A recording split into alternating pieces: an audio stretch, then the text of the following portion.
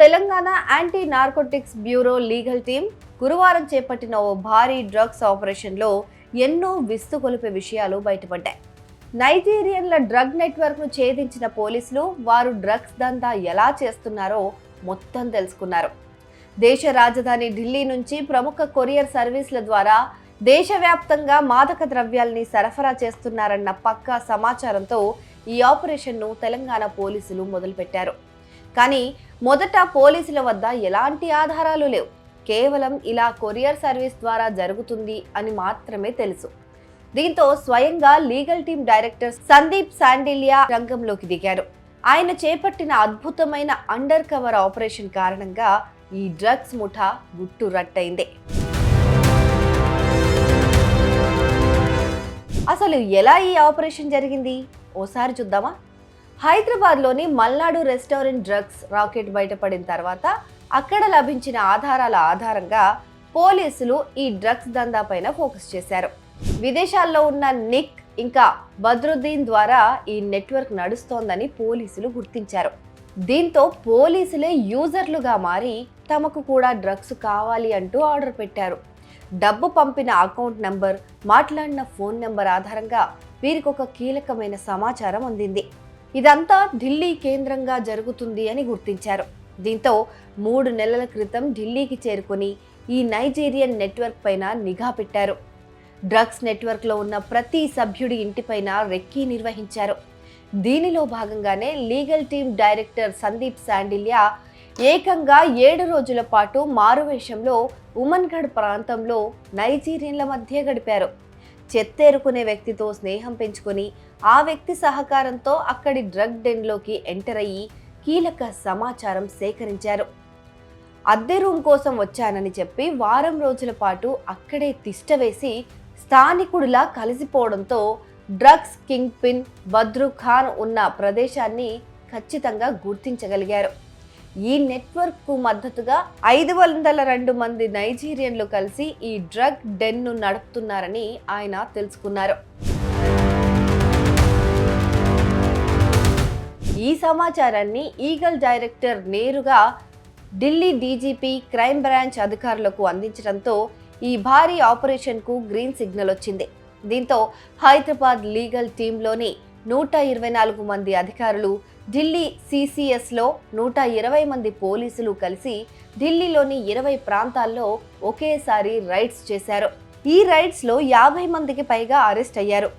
3.5 కోట్లు విలువ చేసే కొకైన్, హెరాయిన్, మేత్ వంటి మత్తు మందులను సీజ్ చేశారు. పోలీసులు వెళ్లిన దాదాపు అన్ని ప్రాంతాల్లో కూడా చాలా వరకు నైజీరియన్లు తలుపులు తెరవలేదు. ఈ సమయంలో నైజీరియన్లు డ్రగ్స్ను దాయడంతో పాటు కమోడ్లలో వేసి ఫ్లష్ చేసినట్లు గుర్తించారు. పమేలా అనే ఉగాండా మహిళ అరగంట తర్వాత తలుపులు తెరవడంతో బాత్రూమ్ను పరిశీలించారు. కొంత పౌడర్, ఖాళీ కవర్లను అక్కడ గుర్తించారు. ఆమె ఇంట్లోని సీసీ కెమెరాలను పరిశీలించి ఫ్రిడ్జ్లో దాచిన 150 గ్రాముల కొకైన్, 84 గ్రాముల మెత్ పౌడర్ను స్వాధీనం చేసుకున్నారు. ఇక వీరి డ్రగ్స్ దందా ఎలా ఉంటుంది అంటే, డ్రగ్స్ కావాలి అని అంతర్జాతీయ డ్రగ్ డీలర్ నిక్ను వాట్సాప్ లేదా టెలిగ్రామ్, సిగ్నల్ యాప్స్ నుంచి వినియోగదారులు సంప్రదిస్తారు. అప్పుడు నిక్ ఏం చేస్తాడంటే ఢిల్లీలో ఉన్న నైజీరియన్ బద్రుద్దీన్కు వాళ్ళ ఫోన్ నెంబర్ పంపుతాడు. డ్రగ్ కావలసిన వారి అడ్రస్ను బద్రుద్దీన్ తీసుకుని నిక్కు సమాచారం ఇస్తాడు. వీరికి కావలసిన డ్రగ్కు ఎంత రేటు పెట్టాలి అనేది కూడా నిక్ నిర్ధారిస్తాడు. ఒక యూపీఏ నెంబర్ కూడా ఇస్తాడు. డబ్బులు క్రెడిట్ అయిన తర్వాత ఈ-కామర్స్ సైట్ ద్వారా కాస్మెటిక్స్, షూస్, స్లిప్పర్స్, డ్రెస్సులు వంటి వాటిని వాళ్ళు ఉంటున్న ఢిల్లీ, నోయిడా ప్రాంతాల్లోని అడ్రస్లకు బుక్ చేస్తాడు. ఇప్పుడు డ్రగ్ అడిగిన వ్యక్తి మహిళ అయితే కాస్మెటిక్లో ఆ డ్రగ్ను అమర్చుతారు. అదే పురుషుడైతే షూస్ లేదా షర్ట్స్ లేదా ప్యాంట్ వంటి వాటిలో ఈ డ్రగ్ను అమర్చుతారు. దానికి అనుగుణంగానే వారు ఐటమ్స్ని ఆర్డర్ చేసి చాలా జాగ్రత్తగా అందులో డ్రగ్స్ని ప్యాక్ చేసి పెడతారు. మీరు ఇప్పుడు చూస్తోంది షర్ట్. చూడండి ఎంత జాగ్రత్తగా అమర్చారో.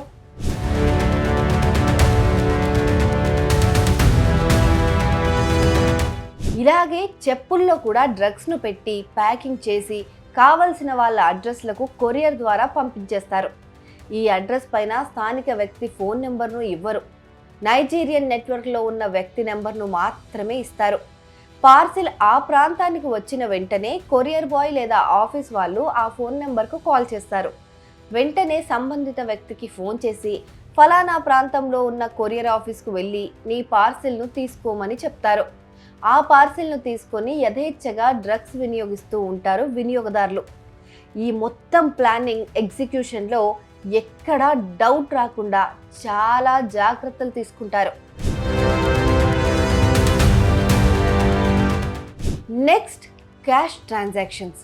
ఇదెలా చేస్తారు అంటే, వివిధ దేశాల నుంచి చదువుకోవడానికి వచ్చిన నైజీరియన్స్తో పాటు ఇతర విద్యార్థులను టార్గెట్ చేస్తారు. మన దేశంలో బ్యాంకు ఖాతా తీసుకున్న వారి వివరాలను ఈ నెట్వర్క్ సేకరిస్తుంది. ఒక్కో అకౌంట్కు ఒక్కో రేట్ ఇచ్చి ఈ ఖాతాలను తీసుకుంటుంది. వీటినే మ్యూల్ ఖాతాలు అంటారు. కొందరు విద్యార్థులు స్టడీ అయిపోయి నైజీరియాకు వెళ్ళిపోయినా వారి ద్వారా ముందుగానే అకౌంట్లను ఓపెన్ చేసిస్తారు. ఈ ఖాతాలకు బద్రుద్దీన్, అతని భార్య సనా, ఇతర స్నేహితుల ఫోన్ నెంబర్లను లింక్ చేస్తారు. మన దేశంలో ఉన్న ఖాతాలో డబ్బు పడగానే విదేశాల్లో ఉన్న నిక్కు ట్రాన్స్ఫర్ చేసేస్తారు.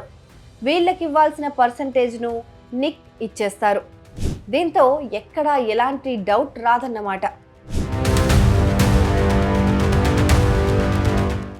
ఇక ఈ ఆపరేషన్లో వీరు ఉపయోగించిన 59 మ్యూల్ అకౌంట్స్ను గుర్తించి అలాగే 107 బ్యాంక్ ఖాతాలను ఫ్రీజ్ చేశారు.